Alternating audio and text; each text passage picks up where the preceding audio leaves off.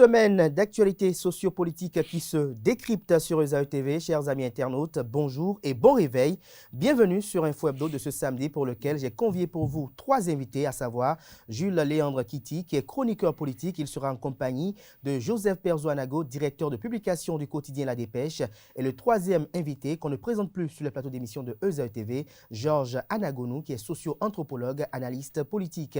L'essence de cette émission ce jour se focalisera sur la visite du président français Emmanuel Macron au Bénin. Nous essaierons de décrypter les propos tenus par le président Patrice Talon lors de la conférence de presse conjointement animée par les deux chefs d'État. Le président Patrice Talon qui s'est prononcé sur la situation des détenus, des acteurs politiques qui sont détenus dans les prisons au Bénin et ceux qui sont à l'étranger. Nous essaierons d'en parler beaucoup plus au cours de cette émission. Et si le temps nous le permet, nous essaierons de revenir sur Joseph Diagueno qui a été désigné à la tête du parti politique Union Progressiste. Et donc, il est désormais le président. Voilà l'essentiel à retenir du sommaire de ce matin, chers amis internautes. On retrouve mes invités dans un court instant pour le décryptage.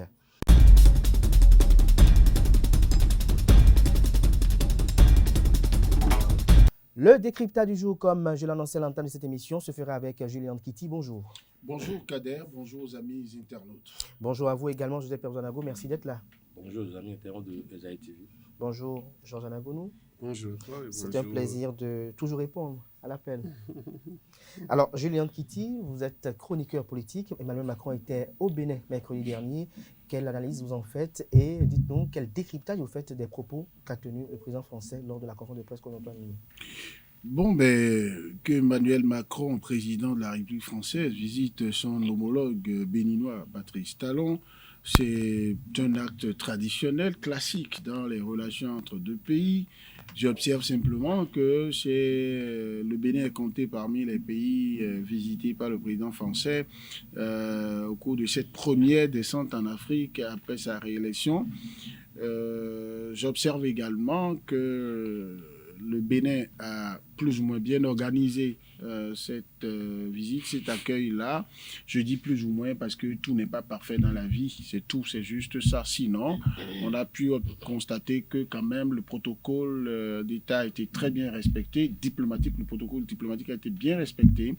Et j'ai été heureux de constater que ce n'est pas le président béninois qui est allé à l'aéroport pour accueillir Emmanuel Macron, non pas que il manque de respect pour Emmanuel Macron, mais parce que on était habitué en Afrique à ce que lorsqu'on a un chef d'État de l'Hexagone qui vient, qu'on se plie en quatre jusqu'au président de la République, à l'aéroport, qu'on aligne beaucoup de femmes, beaucoup de jeunes pour faire le folklore. Et alors que nous ne sommes plus à l'ère de cette méthode, celle de la France-Afrique, dont les reflets au plan de la forme étaient que, par exemple, on nous regarde avec condescendance. Après l'organisation, la conférence de presse conjointe, où j'ai vu le président béninois s'exprimer librement, sans complexe, et dire les choses telles qu'il les pense au président français, en lui disant, nous sommes à l'ère de... Nous avons nos priorités, où nous voulons faire notre développement économique en étant focus sur le secteur privé. Si vous venez vite, vous êtes parmi les premiers. Vous avez beau être notre partenaire traditionnel, si vous êtes les premiers à venir, on va vous prendre. Nous allons nous octroyer le droit de parler avec d'autres partenaires. Il a suffisamment vendu le Bénin.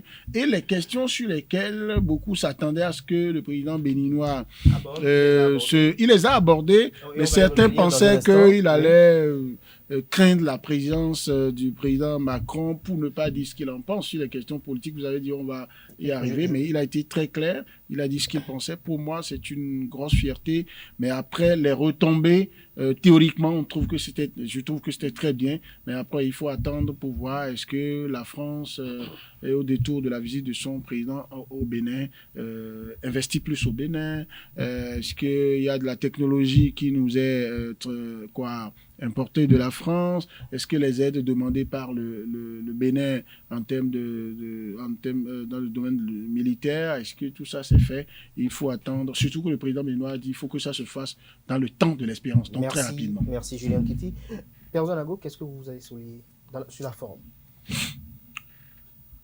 Bon, mais je retiens que le président français, Emmanuel Macron, a effectué une visite au Bénin après celle du Cameroun, et après le Bénin, il s'est rendu en Guinée-Bissau. Je retiens que les deux hommes ont abordé diverses questions au plan culturel, au plan socio-politique aussi. Je retiens qu'avant son arrivée au Bénin, puisque ce n'est pas une visite surprise, Macron faisait déjà la déclaration suivante: on mettra tout sur la table. C'est-à-dire, et ça, il n'était pas obligé de le dire, mais s'il l'a dit, c'est sans doute pour faire allusion à la situation sociopolitique dégradée que le Bénin connaît. Il n'y a pas autre chose pour le désigner. Cette situation sociopolitique dont je parlais à l'instant est liée à la déconfiture de l'état de droits humains, à la situation politique qui s'est appauvrie depuis 2016 avec l'introduction de certaines lois scélérates, des lois taille sur mesure. Et il ne faut pas aussi oublier que des organisations non gouvernementales, des organisations de la société civile, ou même des organisations internationales tout court, ont émis des plaintes à l'encontre du Bénin. On signalé maintes fois les dérives et le recul qu'on connaît au Bénin, parce qu'il ne faut comparer que deux choses comparables. Avant, le Bénin n'était pas à ce niveau de recul, mais maintenant que cela se fait, il y a déjà ces plaintes qui sont portées vers l'Assemblée nationale française. Le président français est venu à Cotonou. Oui, et il est venu, et déjà il disait que rien ne se fera, enfin que tout sera mis sur la table. Et la preuve, c'est d'ailleurs même... Est-ce que vous avez noté dans les propos que tout a été véritablement mis sur la table? Bon, on a mis l'essentiel sur la table parce que et ce qui était fait à huis clos, nous n'étions pas là, mais c'est le président Talon qui l'a révélé rapidement, de façon sibylline. Il disait, c'est vous qui l'aviez soulevé cette question, monsieur le président Macron. Ça a été soulevé donc avant qu'il n'arrive devant la presse. Donc c'est ce que je veux retenir. Je veux retenir que diverses questions étaient abordées. Mais sur la forme, au niveau de la polémique autour de l'agenda du président français, où il n'y a pas eu de bain de foule, où les gens sont interrogés de savoir pourquoi le président Patrice n'était pas lui-même à l'aéroport pour accueillir son homologue français. Qu'est-ce que vous en dites? Personnellement, je ne me suis pas interrogé par rapport à ce volet-là, dans la mesure où chacun est libre, n'est-ce pas, de déterminer la forme à donner à ce genre de cérémonie. Franchement. Et on n'a pas inventé le fil à couper le beurre, parce que si on compte les nombreux États que compte l'Afrique, on ne me dira pas que systématiquement, c'est de cette façon qu'on reçoit un président français ou un président d'un autre État. On ne me dira pas ça. Donc chacun est libre d'organiser la façon dont il compte recevoir le président français ou le président américain ou tout autre visiteur, que ce soit le pape qui rend visite à un pays africain. Il revient aux responsables d'organiser à leur manière. Mais péréronner autour, je trouve que c'est choisir d'aborder des sujets qui ne sont pas. Alors qu'il y a des sujets. Voilà. Alors, Georges Aragonou, quelles sont vos observations? Non, moi, j'observe premièrement que l'arrivée du président Macron chez nous démarre une situation que, même si c'est à deux, on a l'habitude de l'évoquer. Il faut dire, depuis 2016, on est plus fréquentable. Aucun autre président ne vient chez nous. Et on ne peut visiter. Je pense que si aujourd'hui le président Macron est chez nous, c'est que nous avons commencé par convaincre. La méthode a commencé par convaincre. Le système a commencé par convaincre. Et désormais, on peut dire, qui veut peut venir. Nous, on est là pour les recevoir. Ça, c'est une première fierté par rapport à ça. Et l'autre, moi, ce qu'on a entendu, c'est ce que les collègues les amis ont déjà dit, c'est ce qui a été dit à la conférence de presse. Parce que ce qui a été dit à huis clos, on ne savait pas grand-chose. Ce qui a été dit à la conférence de presse, c'est ça. Donc, c'est la conférence de presse. Et autour de la conférence de presse, moi, je retiens 3 ou 4 questions. Il a déjà évoqué. Je retiens la question de la sécurité régionale, ou sous-régionale, si vous voulez, avec ce qui se passe avec les terroristes. Ça a été évoqué et les gens se sont expliqués. Les deux chefs d'État se sont expliqués et on dit comment les choses peuvent se passer prochainement. Nous en avons besoin maintenant.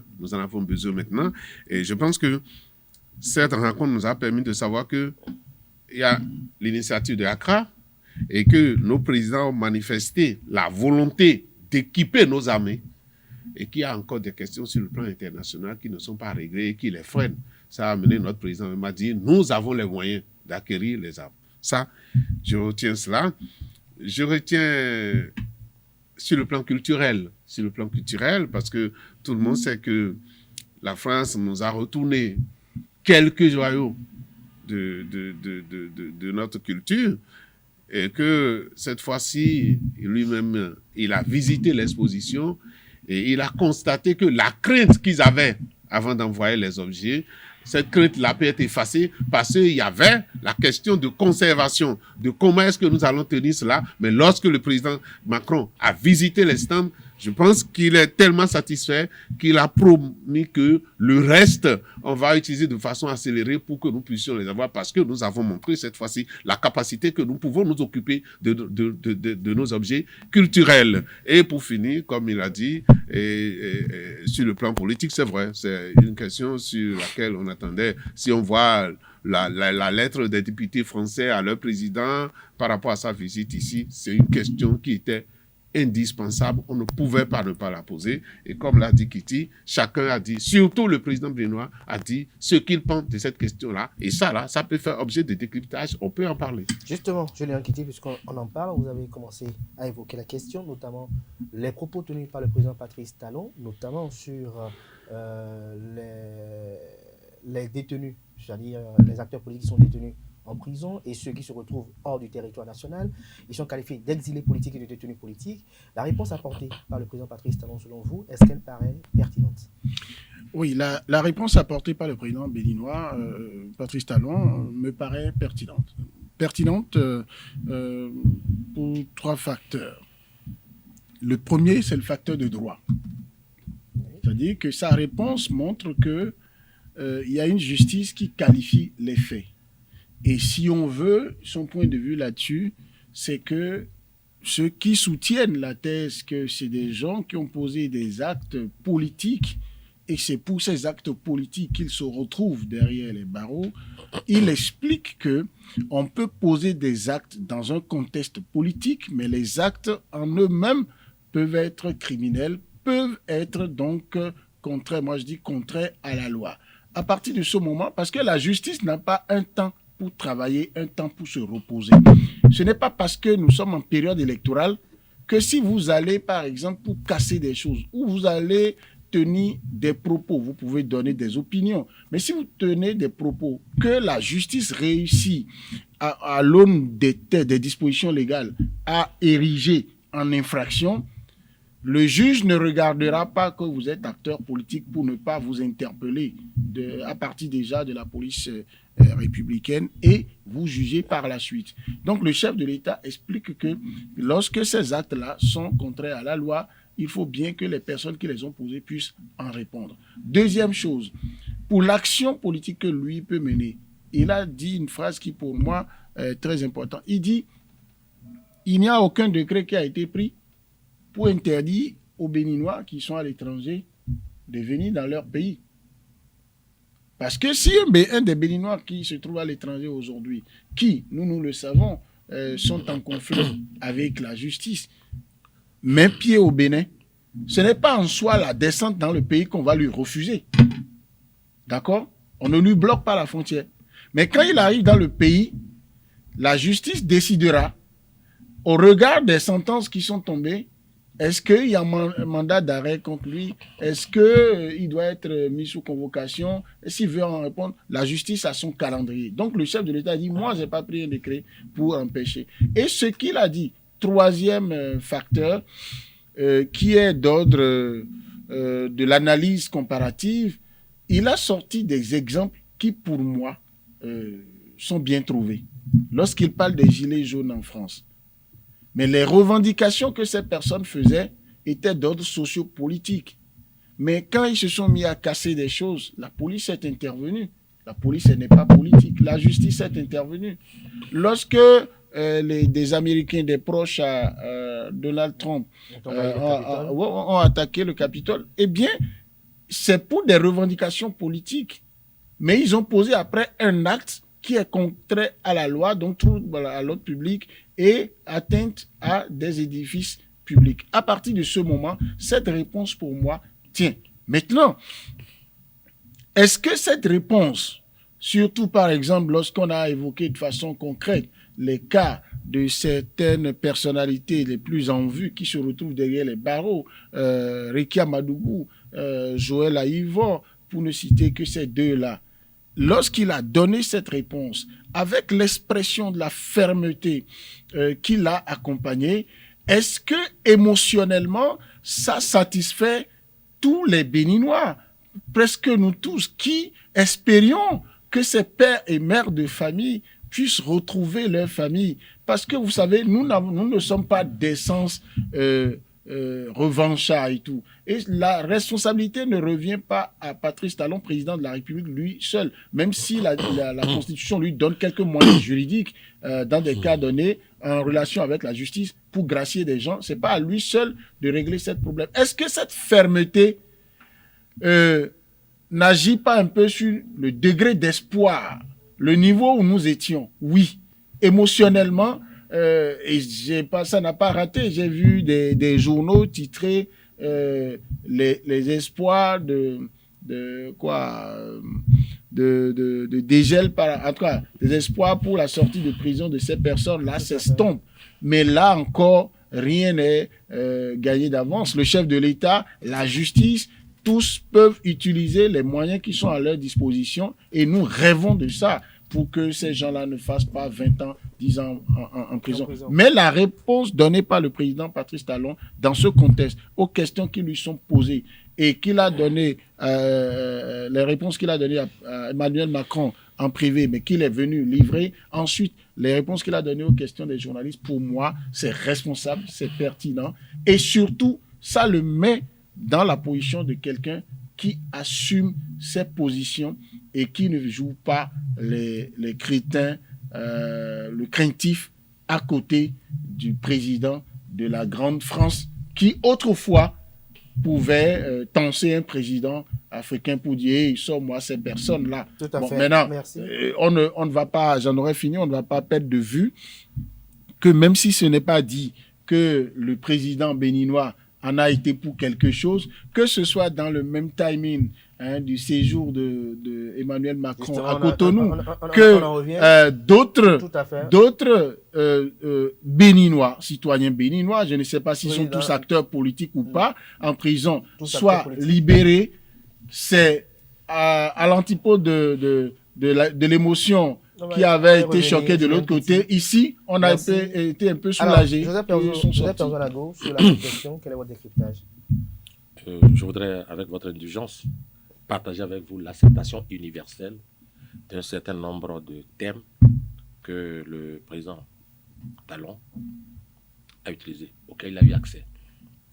Détenus politiques, exilés politiques, détenus d'opinion. Et je voudrais que religieusement, on puisse s'entendre là-dessus. Il s'agit de quoi? Selon les règles, les normes, la nomenclature, suis-je tenté de dire, un prisonnier politique est une personne emprisonnée pour des motifs politiques, c'est-à-dire pour s'être opposée par des actions violentes ou non au pouvoir en place, pouvoir autoritaire ou moins, de leur pays, internationalement reconnu ou non. Amnesty International. J'ai la parole. Et je dois aller jusqu'au bout. Je ne permets à personne de m'arrêter. D'accord. Mais je vous en prie. On n'est pas dans un débat finalement. Non mais on est dans un débat. Est-ce que c'est débat dans débat? Allez-y, Perzolago. Un prisonnier d'opinion, donc, est une personne emprisonnée non pour avoir agi, mais pour avoir simplement exprimé ses opinions ou convictions. Alors, au regard de ces deux notions, il apparaît nettement que la définition du détenu politique mise en débat est plutôt ce qu'il convient d'appeler un détenu ou prisonnier d'opinion selon les catégories universelles. À ce titre, nous en connaissons un bon nombre qui ont été poursuivis, arrêtés et emprisonnés pour des opinions émises sur les réseaux sociaux. Je ne voudrais pas citer le cas d'une jeune personne du nom de Nadia Okumbassou. Mais lorsque je concède que le chef de l'État puisse dire qu'il n'y a pas de prisonniers d'opinion, mais qu'on me concède que je dise il y a des prisonniers d'opinion. Parce que la nomenclature acceptée, reconnu, que ce soit par Transparency International, qui n'est quand même pas, comme le diraient les Ivoiriens, camarade de quelqu'un, et d'autres options universellement reconnues, je vais me ranger de ce côté, au lieu de me ranger du côté d'un savant ou d'un sachant. Je préfère me référer aux tests qui resteront, qui perdureront, que de m'accrocher à une personne qui pourrait se tromper. Et donc, moi, je suis en train de dire que, observant ce que le chef de l'État a eu à déclarer, je dis humblement, respectueusement, que le président de la République est passé à côté. Respectueusement et humblement, par rapport à cette définition. Et donc, il existe bel et bien des détenus politiques au Bénin, des détenus d'opinion au Bénin. Je l'assume au regard des tests et des nomenclatures qui existent. Alors, quand j'écoute les propos du chef de l'État, on n'était pas allé en guerre, c'était une conférence de presse. Je suis droit dans mes bottes, il revient au chef de l'État d'apprécier sa posture. Je lui concède cela. Mais je ne suis pas, moi je suis gêné aux entournures lorsque le chef de l'État, tantôt grand économiste, tantôt juriste ébérite, tantôt technocrate, tantôt ceci. Mais c'est formidable d'avoir un président comme cela qui a une vue panoramique sur tous les sujets. Mais moi je dis, la crainte que moi je ressens, c'est que lorsque l'on sort comme ça, l'on peut commettre des erreurs. Et moi je me dis, je ne suis pas président de la République. Absolument pas. Je ne suis pas un conseiller en communication d'un président de la République. Je le serai peut-être dans un rêve ou dans un passé lointain que j'aurais proposé à mon président de ne pas aller sur tel ou tel terrain. Oui, parce que le président de la République est allé sur certains terrains, personnellement, que je trouve, au plan diplomatique, ça n'est pas trop bien. Et il a tenu ses propos. Il les assume et je les lui concède. Mais moi aussi, en tant que... Quel propos, par exemple? Je vous en prie. Lorsque le président... Il y a des détenus politiques. Parce qu'en fait, si on se base sur les règles, c'est-à-dire les normes acceptées, les normes admises, il y a des détenus politiques. Je vous ai dit tout de suite que ce que c'est qu'un détenu politique. Ce que c'est qu'un prisonnier d'opinion. C'est cela, c'est pas moi qui l'ai inventé. Maintenant, celui qui dit qu'il n'en existe pas, peut-être l'a inventé dans la mesure où, si on s'en tient aux tests, aux règles, c'est comme si on va fouiller le dictionnaire, on fouille Robert, on fouille autre dictionnaire, on fouille Littré et tout, et puis on a la même connotation ou la même explication ou la même définition d'une problématique. Et un sachant dit non, ce n'est pas ceci. Moi, je préfère m'en tenir aux normes acceptées. Et j'ai dit tantôt que Amnesty International, ce n'est pas enfant de quelqu'un, ce n'est pas camarade de quelqu'un. Amnesty est observateur auprès d'institutions internationales et d'autorités. Je pense que c'est cela. Vous avez noté autre chose? J'ai noté que pour ce qui concerne les rapports entre la France et le Bénin, que le président juge décomplexé, je voudrais bien l'espérer.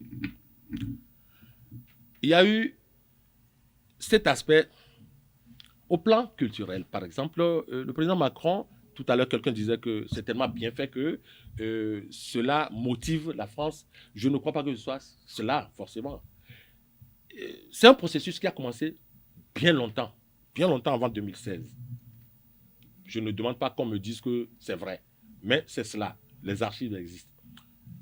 Les biens culturels n'appartiennent pas que seulement au Bénin. Le Nigeria est impliqué, le Cameroun est impliqué, beaucoup de pays d'Afrique centrale sont impliqués, beaucoup d'autres pays, le Togo et que sais-je encore, sont impliqués. Et il y a eu des groupes de chercheurs qui sont à pied d'œuvre depuis des années, bien avant 2016. Ça aussi, c'est une réalité. Macron, qu'il veuille ou pas, est obligé d'aborder cette question. Ce n'est pas du fait de Macron. Et je crois qu'il a dit, ce n'est pas une démarche politique. Macron l'a dit. Ce n'est pas pour se rehausser soi-même. Macron l'a dit. Les bandes existent, vous pourrez encore les revisiter. Et il dit, cela répond à une exigence. Tôt ou tard, la France finira par... La France et la Grande-Bretagne et autres finiront par retourner les biens spoliés. Les rapports ne sont pas décomplexés. Non, je dis, lorsque le président dit, je dis, c'est sa lecture. Mais c'est quelque chose qui doit pouvoir se passer. Ce n'est pas parce que quelqu'un me remet ce qu'il m'a spolié que je trouve tout de suite que c'est décomplexé. Non. Tôt ou tard, la France est obligée de se débarrasser des biens. Même à l'interne, des Français bien pensants disent qu'il faut se débarrasser de ces choses-là. Merci. Maintenant, les collectionneurs privés qui ont gardé ces biens, pas seulement les biens du Bénin, les biens du Nigeria, de Centrafrique et autres, devront un jour pouvoir trouver un moyen adéquat pour pouvoir les restituer appartient à ceux à qui ça appartient. Jean-Jean Voilà. Ebounou. Non, je concède vis-à-vis ce qu'il dit. C'est pourquoi j'ai ajouté. La première définition de détenu politique qu'il a donnée, c'est pour Amnesty International.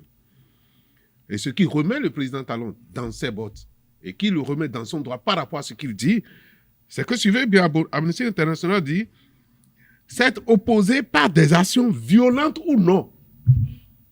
Violentes ou non. Et je laisse Amnesty, je vais à Human Rights. Human Rights dit ceci. L'organisation considère comme prisonniers politiques toutes les personnes détenues pour leur opinion politique ou pour leur participation à des activités politiques pacifiques. En réalité, l'évaluation du thème détenu politique, elle est subjective. Vous aurez vu déjà, entre les deux organisations, les significations, les définitions qui sont données ne sont pas les mêmes. Et revenons à la définition qu'il a donnée par rapport à l'Amnesty International. De s'être opposé par des actions violentes ou non. Violentes ou non. Le président Talon considère que, pour une raison politique, si vous vous opposez par des actions violentes, pour lui, vous avez commis un acte délictuel, que ça soit sur le plan et sur le champ politique ou non, et tandis que vous avez commis un acte délictuel, on peut vous emprisonner. C'est cela en fait de compte. Et c'est ça que Kitty disait pour dire, si vous allez casser, vous allez détruire des trucs, comme on a fait avec Gilets jaunes, mais j'aime pas faire ces genres de comparaisons, moi personnellement. Je prends les faits qui sont pour moi et je les juge. Lorsqu'on a vu ce qui s'est passé au moment de l'élection présidentielle, où des gens organisés, armés, ont affronté la police républicaine. Et même qu'une dame, je ne sais pas si cette dame-là revient, si on l'emprisonne, on va dire qu'elle est détenue politique aussi. Vidéo qui est passée où elle disait, vous avez vu les chasseurs, il faut qu'on puisse trouver les moyens de les aider. Cela veut dire que vous êtes impliqués. D'accord? Lorsque ces chasseurs-là sont arrêtés et enfermés, ils sont des détenus politiques. Moi, je ne pense pas. Le bon sens voudrait qu'on ne dise pas. C'est pourquoi la définition de l'Amnesty International me pose problème et explique pourquoi dans plusieurs pays africains, il y a des rébellions, il y a des rebelles et qu'on affronte, les gens s'affrontent entre eux. Et je retourne pour aller plus loin. On dira Gandhi. Les Américains, les apôtres de nos violences, eux, ils n'acceptent pas que sur le champ de la politique, on puisse poser des actes violents. Ils ont refusé, Martin Luther King. Ils ont refusé. Pour dire, il n'y en a pas. Donc, si ceux-là sont les pères de la non-violence, de la politique, et qui disent que sur le plan politique, on n'a pas besoin d'imposer la violence pour faire les revendications, moi, je trouve en ce moment que la réponse donnée par le président Talon pour dire, si vous voulez faire de revendications politiques, mais en cela, vous utilisez des actions violentes, vous serez responsable des actions. Maintenant, Kitty est allé loin, il a évoqué le nom de deux de nos frères qui sont en prison. Quand on les avait arrêtés, tous les Béninois, qu'est-ce qu'on attendait? On attendait que le procès vienne nous éclairer. Au fait, c'est ça. Les faits qui leur ont été reprochés, on attendait que les procès viennent nous éclairer. Les procès ont eu lieu. Est-ce que les procès nous ont convaincus de leur implication à ce niveau-là? Ça, je n'ai pas de réponse encore pour moi, parce que je n'ai pas encore ce que je veux. Il faut clarifier les choses. Mais si le juge, par intime conviction, estime qu'il y a eu ces complots-là contre l'État, intime conviction, il est obligé de les condamner. Vous voyez ce que je veux dire? Maintenant, lorsqu'on a passé l'état de la justice, et moi je dis souvent, la politique, elle a de force. Le dialogue social a de force. Et le président Talon, il a ouvert en même temps le chemin pour dire des actions comme ça, une fois que la justice a fini de faire son travail, on peut gracier les gens, on peut les amnistier. Ça peut être en montant ou ça peut être autant de notre président. Moi, j'ai bien pris cela et j'ai dit, eh bien, monsieur le président, il faut que ça soit en votre temps. Ça, c'est ce qui moi, je voudrais vraiment. Parce que lui-même, il dit, nous avons fait des efforts économiques, nous avons fait des efforts, mais ces questions-là viennent écorcher chaque fois l'image du Bénin. Ah, c'est ça. Il ne faut pas que ça nous empêche d'avoir. Je voudrais finir pour dire, puisque le président Talon l'a dit, c'est vrai, il a dit, je n'ai pas pris de décret pour envoyer quelqu'un en exil ou en prison. C'est vrai. Mais lui, le président Talon même en est un exemple. il sait que quand il partait en exil, qu'on n'a pas pris de décret. Vous voyez ce que je veux dire? Mais il arrive que la situation vous oblige à partir. Si vous n'avez pas la certitude que votre justice fera le travail qu'il faut. Mais ce n'est pas seulement ici. Hein. Il y a des gens qui fuient la justice dans les pays développés aussi. Parfois, on les retrouve aux Antilles, on les retrouve au Yémen, on les cherche, on les retrouve. D'accord? Vous voyez ce que je veux dire? Ce que nous devons demander, et c'est là où Kitty parle d'espoir, ce que nous pouvons demander, quand nous avons fini techniquement de décortiquer de quoi nous parlons, nous devons prier pour que la justice, ayant fini son travail, le politique puisse prendre le relais, et c'est là où la responsabilité du chef de l'État est engagée. Merci à vous, Georges Anagounou. Julien Kitty, tout à l'heure, vous étiez en train de faire une relation entre la visite du président français Emmanuel Macron et la libération de 30 détenus qui avaient été mis sous les barreaux lors des violences électorales récentes, notamment Oudou Ali, Nadi Dokumansou et 28 autres détenus également. Au lendemain, nous avons vu également que Habib Arandissi, qui avait été pris également il y a quelques jours, également a été mis en liberté. Quelques jours après, nous avons vu que le président directeur général de Sonimex, qui était impliqué dans une affaire de drogue, ainsi qu'un Français également, leurs co-accusés également ont été mis en liberté. Est-ce que toutes ces libérations, ainsi que les douaniers également, sont des conséquences directes de la visite de Macron au Bénin? Bon, d'abord, je n'ai jamais dit que ça a été acté comme tel. Non, c'est moi qui vous interroge. Oui, je dis, pour l'analyste que moi je suis, si je veux faire de l'analyse, c'est vrai, je vous avais dit d'abord le postulat de départ, la justice n'a pas un temps pour travailler, un temps pour se reposer. Ce n'est pas parce qu'Emmanuel Macron est à Cotonou que si un juge a prononcé la mise en liberté d'un détenu, il ne le ferait pas. Maintenant, c'est son job. Moi, je ne suis pas juge. Je n'ai pas les mêmes contraintes, les mêmes réserves que lui. Mais moi, quand je fais mon analyse, je constate que ce que dans l'opinion, certaines personnes veulent présenter comme des détenus politiques. Parce qu'il n'y a pas que Rekia Madougou, il n'y a pas que Joël Aïvor. Il y a ces personnes-là également qui ont commis des infractions de plusieurs niveaux. Et qu'on les sorte dans cette période-là, tant mieux. La justice aussi est au service de la paix sociale, est au service de la paix socio-politique.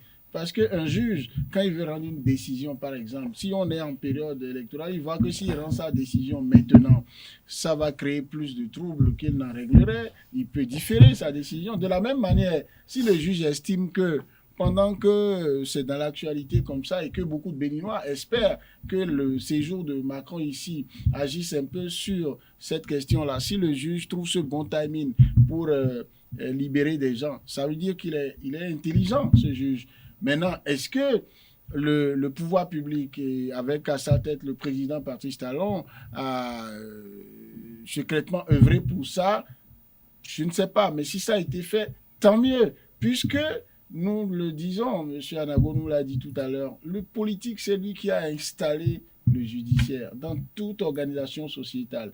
Et si le chef de l'État veut, par exemple, que pour que la paix sociale soit davantage prononcée, que ceux qui, étant en détention, montrent quand même la bonne foi par rapport à leur repentance, par rapport à leur prise de conscience. Faire la prison ne signifie pas qu'on ne vous attend pas sur le terrain de votre réinsertion sociale. Donc la prison, ce n'est pas pour que vous sortiez complètement de la société, mais c'est pour qu'on vous mette quelque part où vous êtes concentré, vous réfléchissez à ce que vous avez fait, vous voyez que vous ne devrez pas vous comporter comme ça. Donc c'est une bonne chose, même si ce n'est pas au chef de l'État que le droit donne les moyens de le faire directement. Et le chef de l'État n'a pas sorti un décret pour dire « j'ai demandé à ce qu'on gracie ces personnes-là ». Donc, dans ce timing-là, je dis « ça a été intelligent, ça a été bien calculé. Par qui et après quelle concertation, je ne sais ». Donc, je m'en réjouis. Tous ceux qui sortent de prison et qui peuvent retrouver leur famille, je m'en réjouis, c'est des citoyens béninois. Autant pour les gens qui sont en exil. Vous croyez qu'un commis couché là, c'est parce qu'il est heureux aux États-Unis, dans les studios là-bas, là, il crie? Non, c'est parce que son bantais natal lui plaît, lui manque, c'est parce qu'à Cotonou, il se sent plus à l'aise à manger son chocourou. Donc, pour moi, c'est quand les gens crient parfois à l'étranger, moi je regarde ça comme ça. Je me dis, on est vraiment heureux que chez soi et après on peut sortir librement. Maintenant, tous ceux que vous avez cités, je vous dis, faisons attention. Je ne mets pas dans mon analyse là, par exemple, que quelqu'un ait été détenu d'une affaire dite de trafic de drogue et qu'après la justice ait décidé dans son bon droit de le remettre en liberté. Je ne le lis pas à cette tendance, ce processus de décrispation non, mais juste, on a noté que la criette a été un peu généreuse. Maintenant, bon, non, attendez, c'est vous qui trouvez de la générosité à la criette, tant mieux, si ça peut permettre que... Mais il faut que... Moi, je ne voudrais pas me permettre de parler de générosité de la criette parce que la criette n'a pas à être généreuse. Elle a à dire le droit et elle a à mettre le droit au service de la paix sociale. Parce que parler de générosité peut supposer que demain, un parfait criminel dont la présence, le retour dans la société peut faire plus de dégâts, la criette va dire, bon, comme vous aimez bien ma bonhomie, ma générosité, ok, je le mets dehors, avec non, la possibilité qu'il reprenne. Alors, non, j'ai envie d'ajouter quelque chose. C'est de dire qu'il faut que nous fassions attention par rapport au rôle que nous donnons au chef de l'État qu'il peut jouer et aussi l'interprétation que nous faisons de ses propos. Tout à l'heure, regardez ce que M. Anagonu a lu. Ne faisons pas du purisme juridique, n'érigeons pas les définitions stratégiques que des organismes internationaux donnent d'un certain nombre de concepts et qui fluctuent même d'une période à une autre, selon les tableaux qui se présentent à eux, ne les érigeons pas au rang de loi universelle. Et à côté de ça, même si c'était des dispositions légales, réfléchissons. Monsieur Anago, mais lorsque nous tous nous faisons le débat de détenus politiques, prisonniers politiques, ceux qui ont intérêt à souvent prononcer ces mots, ces expressions, visent quoi? Ils ont envie de présenter ceux qui sont en prison là comme des gens qui ont juste donné leur opinion, qui ont exercé leur liberté de dire ce qu'eux aussi ils pensent de la manière dont le pays est gouverné. Et pour ça seulement on les a pris. Et pour ça seulement on les a privés de leur liberté. C'est ça. Et je suis heureux d'entendre le sociologue le dire. Ce n'est pas pour le célébrer, mais c'est en puissance dans sa matière. Est-ce que dans la société, ce que nous visons, ce n'est pas que pour les opinions de quelqu'un, exprimées en respectant la liberté et l'intégrité physique des autres et en respectant le bien public, qu'on ne le mette pas en prison. On le dit également dans la liberté, garantie de la liberté de la presse. Mais vous pensez que si un journaliste, parce qu'on lui dit que votre liberté de presse est garantie, il prend des armes, il prend de quoi aller incendier des stations-service, pour brûler des maisons à côté, pour mettre d'autres vies en danger. Si un chasseur, au lieu d'aller chasser les animaux, il prend les armes pour mettre ça au service d'une cause politique et affronter l'armée régulière de nos pays, symbole de la souveraineté, est-ce que vous voulez que, parce que Amnesty International a envie, dans son portefeuille, de compter beaucoup de personnes qui se trouvent en prison pour dire ceux-là, ils sont en difficulté, je suis venu les sauver pour justifier son travail.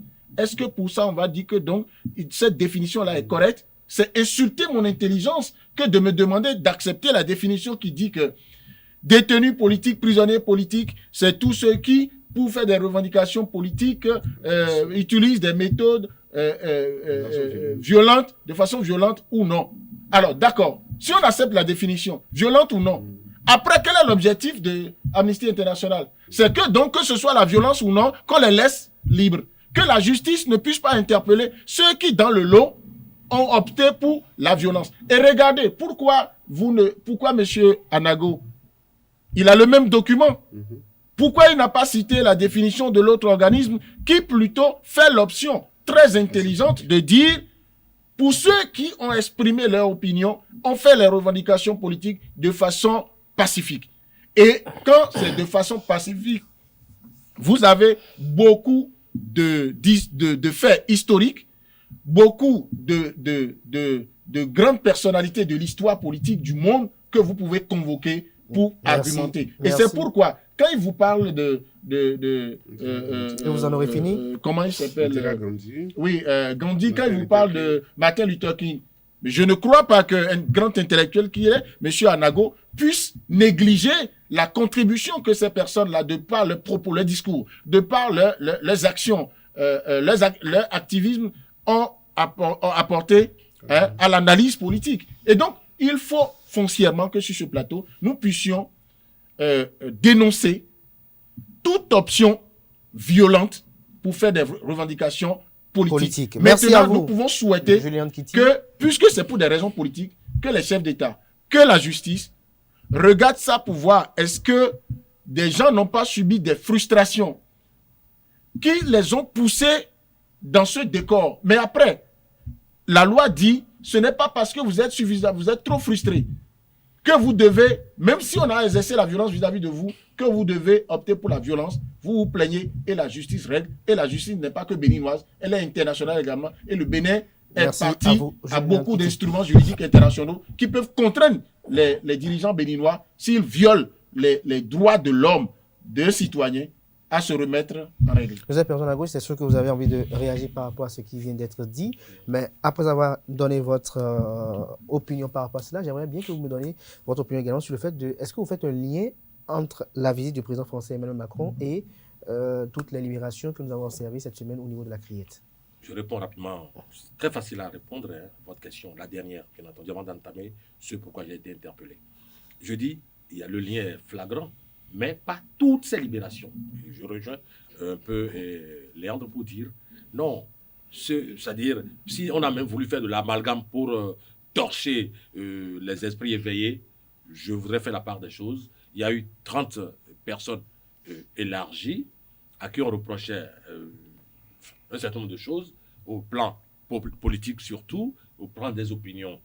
Et Nadine Koumassou, je ne l'avais pas vu avec une rache en main, un fusil à l'épaule. Bon, peut-être que certains l'ont vu ici. Pour faire rapidement un rebond et dire, la plus grande injure à l'intelligentsia, c'est d'entendre sur ce plateau ici que le journaliste pourrait, pour se retrouver en prison, se muer en chasseur avec fusil au poing. Non.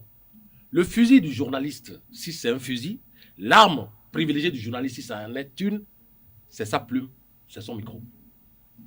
Donc je voudrais qu'il n'y ait pas du tout d'amalgame possible, qu'on ne fasse pas de comparaison aussi tortueuse pour faire croire que le journaliste pourrait être un homme armé. Parce que j'ai entendu dire sur ce plateau ici, et je voudrais que cela ne se dise pas, ce n'est pas bien, que lorsque le journaliste, sachant qu'il est quatrième pouvoir, enfin, on n'a pas dit ça, pense que donc il peut faire son travail avec violence. Le journaliste ne fait pas. Enfin, je n'en connais pas. J'ai la parole et je voudrais insister. Mais vous travaillez à tordre le cou à mes propos. Je voudrais insister. Mais c'est malin et J'ai malsain. été suffisamment C'est malin et malsain, s'il vous plaît. De me taire. Non, je vous sais capable de comprendre ces propos. J'ai dit si un journaliste, monsieur Cardet, excusez-moi. Si vous n'êtes pas en mesure de tenir votre émission, non, en plus, je me suis dit, j'avais oublié c'est une vertu. J'avais oublié de pouvoir les autres parler. J'avais oublié de vous dire quelque chose. Si vous permettez, J'avais oublié de vous dire quelque chose. Ayez cette vertu. Ayez cette vertu le plus de absolu. laisser l'autre parler. Vous avez mon droit le plus absolu d'interdire à M. Anago de nous interdire sur ce plateau d'intervenir, d'interférer élégamment dans ses propos quand il parle. Ça n'est pas professionnel. Vous pouvez faire un plateau pour ça. Il est mon aîné dans le métier de journaliste et je voudrais inviter mais je vous jure, vous pouvez il a plus de temps de parole. Là aussi, vous êtes en train de excusez-moi, je quitte le plateau. Non, je peux pas. Non, c'est un jeu d'enfant. C'est un jeu d'enfant. Je suis désolé. Alors, c'est un jeu d'enfant. Ce n'est pas pour être des enfants. Alors, Joseph Personne à gauche, je me retourne vers vous. J'ai dit si je voudrais expliquer, si vous permettez, je dis qu'il je voudrais expliquer aux internautes voilà. ce pourquoi, lorsque j'ai certains débats ici sur ce plateau avec certains invités, je me claque mur, je les laisse aller jusqu'au bout parce que ces invités ont la particularité, C'est votre option. lorsque Non, s'il vous plaît, ils ont la critique. parole, de ne pas laisser les autres parler. Un, ils terminent leur temps, ils vont au-delà et ils empêchent celui qui intervient. Alors, l'option que j'ai trouvée pour les contourner, je les laisse aller jusqu'au bout. Oui. Mais je n'aime pas alors que lorsque Ça ne je nous prends la tient parole, pas. qu'on me rentre dans la gorge, comme on le dit. Oui, mais Et si tu es en mesure, allez-y, Perzo. si tu es en mesure d'offrir cet espace-là, je continue le débat. Allez-y, Perzo. Et je voudrais dire ceci. Quiconque tout à l'heure va m'interrompre, je vais quitter élégamment le plateau. Élégamment. Et je suis certain que les internautes me trouveront raison. Ce sont eux qui nous observent. Parce que c'est la vertu la plus simple, la plus basique, consiste à laisser l'autre parler. Et je l'ai fait. Je mets quiconque au défi de dire que lorsque les autres ont le temps de parole, je leur rentre dans la gorge. C'est une mauvaise habitude. Allez-y. Merci. Alors, je disais que l'injure la plus fatale, c'est de croire que le journalisme exerce par la violence des armes.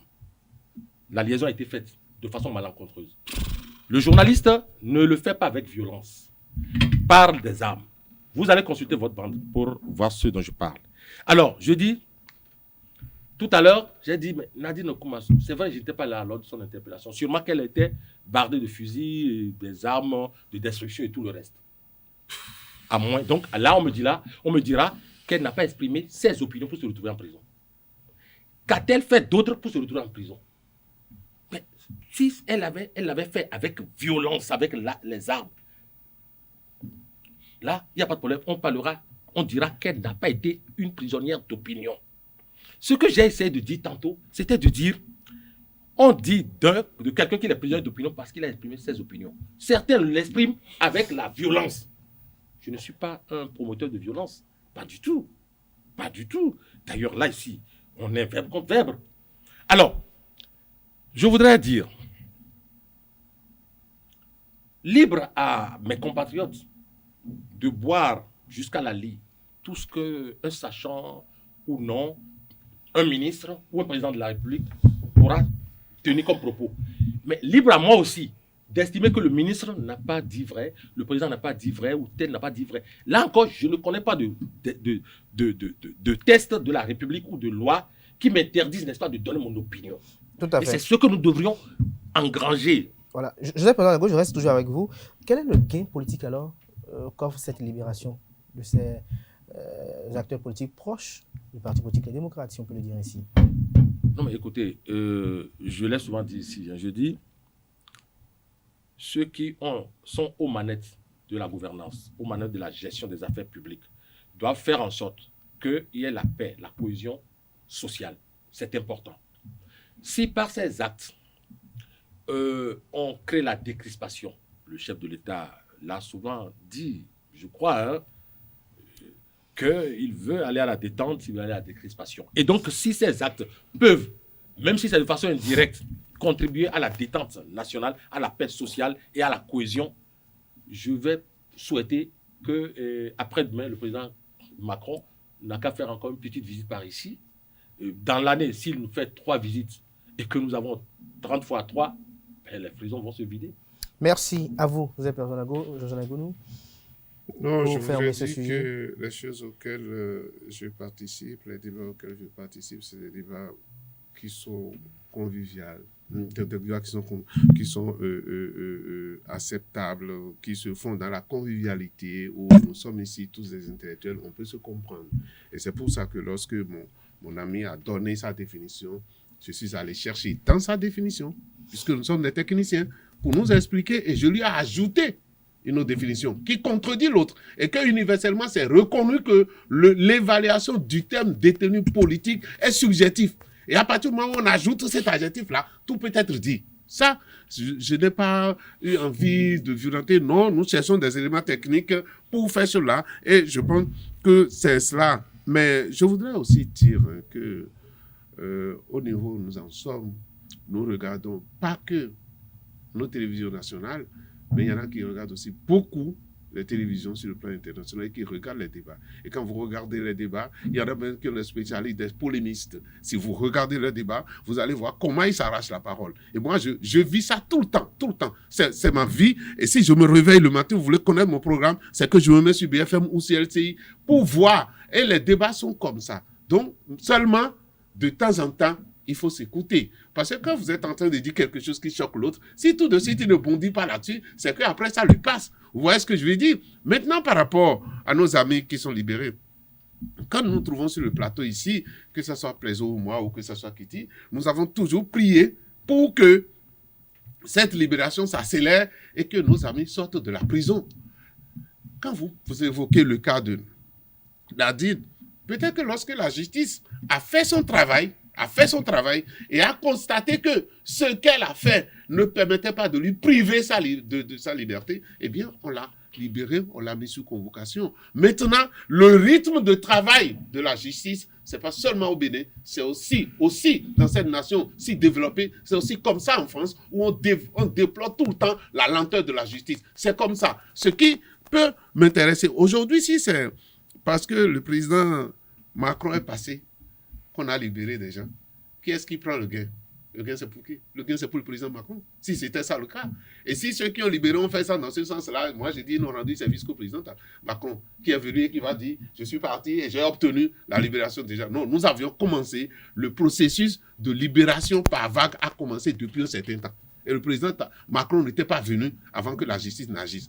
Moi, je voudrais faire fort pour dire que la justice est en train de suivre son rythme et que tant que je me rappelle, on s'est même retrouvé ici avec M. Baparapé qui ne comprenait pas pourquoi on a dissocié les cas, si vous vous rappelez. Et aujourd'hui, je disais, bon, la justice a certainement ses raisons, et quand ça évolue, ça va faire ce qui nous intéresse, C'est que les gens soient libres, c'est ça. Si c'est encore demain, qu'on sort encore 30, on sera en train, parce qu'il paraît, ils doivent être nombreux et tout, 30, on va quand même finir par libérer tout le monde. J'étais très content, particulièrement pour le dire.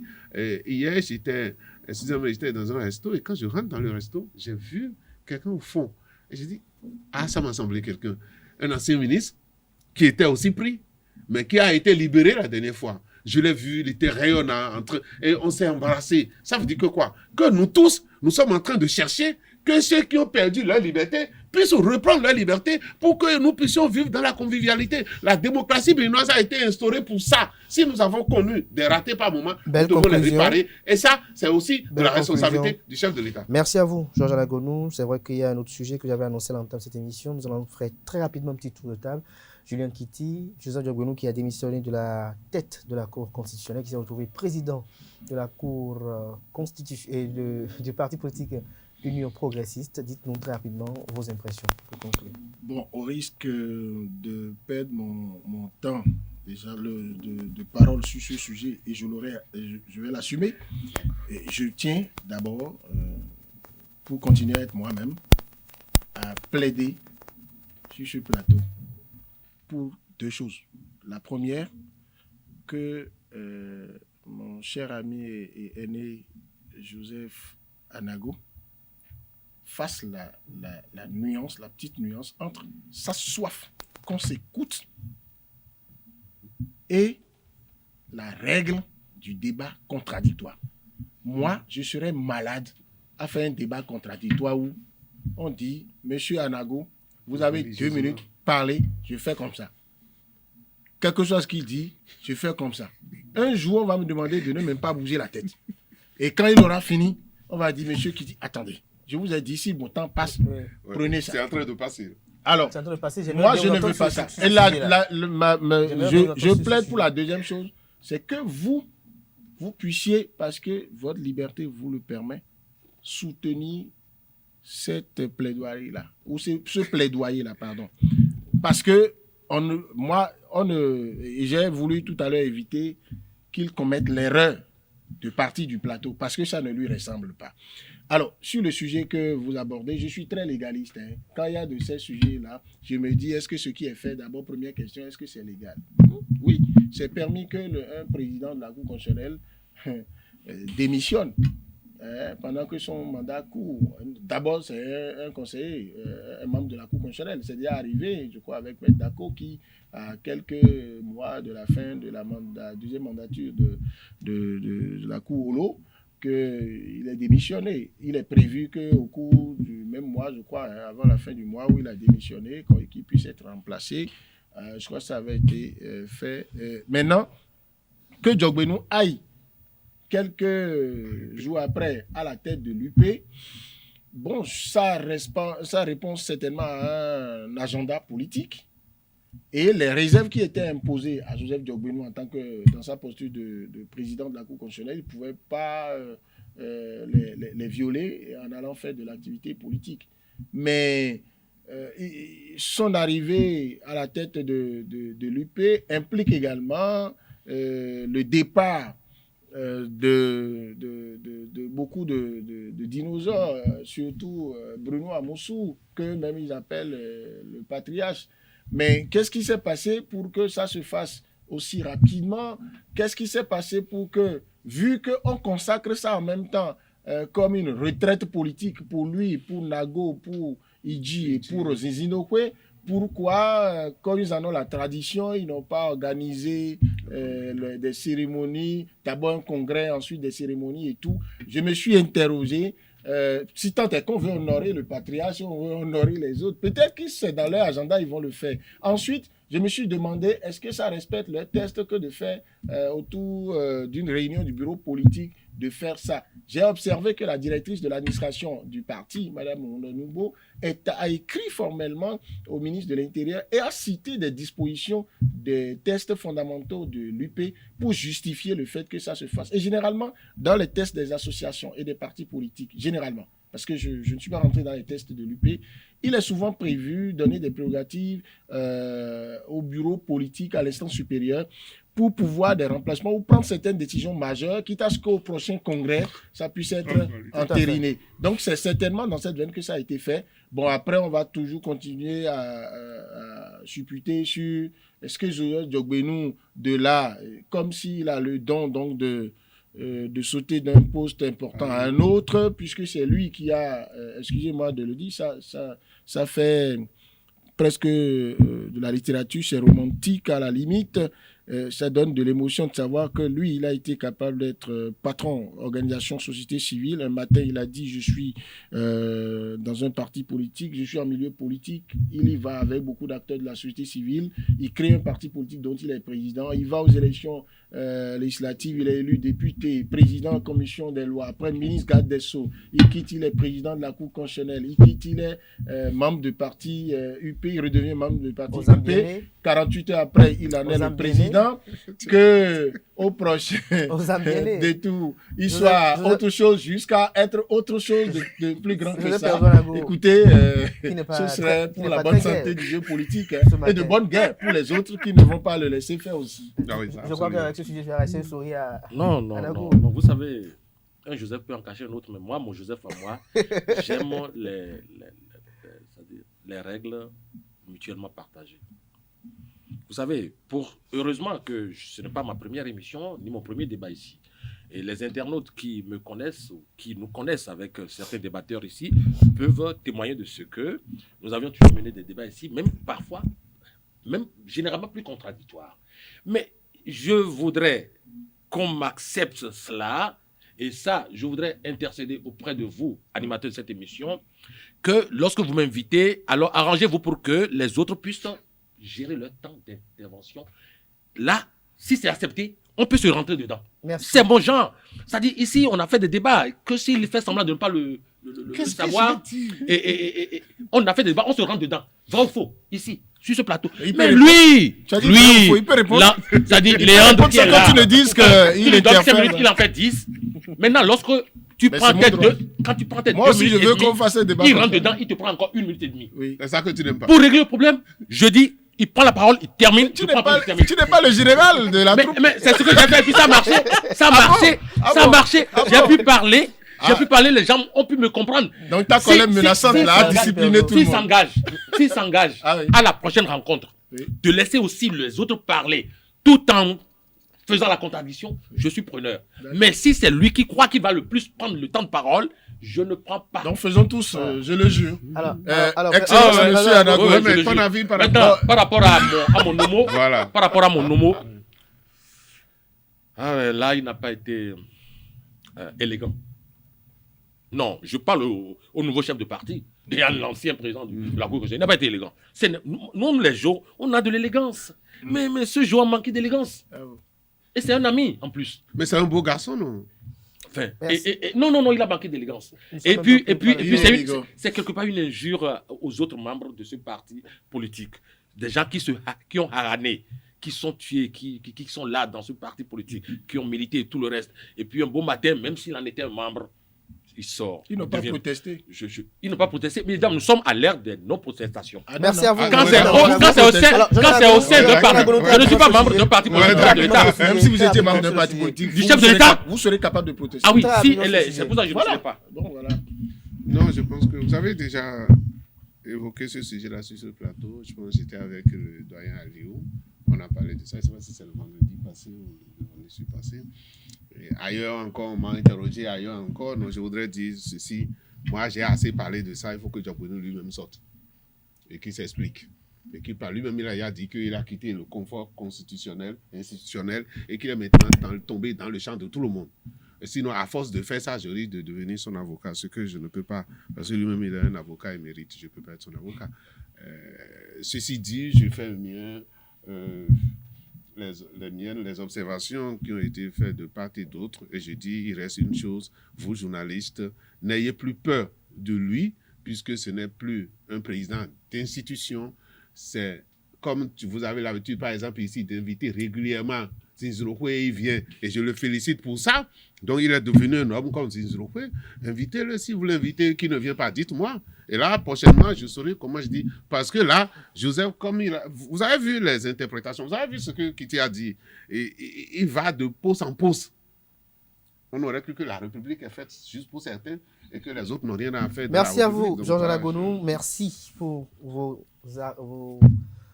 vos opinions. Merci également à Père Zonago Pour ses opinions. qui était un peu très tendu ce jour. Non. Merci également à Il faut voir la Julien couleur qu'il a Titi. portée pour que désormais À on qui il fasse faut attention. interdire de menacer de quitter le plateau. À votre âge, on ne fait pas ça. Merci Monsieur à Anabou. vous, chers amis internautes, pour C'est interdit dans le L'invité métier à que connaître je le journaliste programme se lève et quitte Télé le sur plateau. Voilà. Ainsi prend fin Info Hebdo de ce samedi. Merci à chacun. Article À 19 samedi prochain du code- pour notre rendez-vous code d'Info Hebdo. déontologie. Portez-vous bien et bonne suite de programme sur EZTV.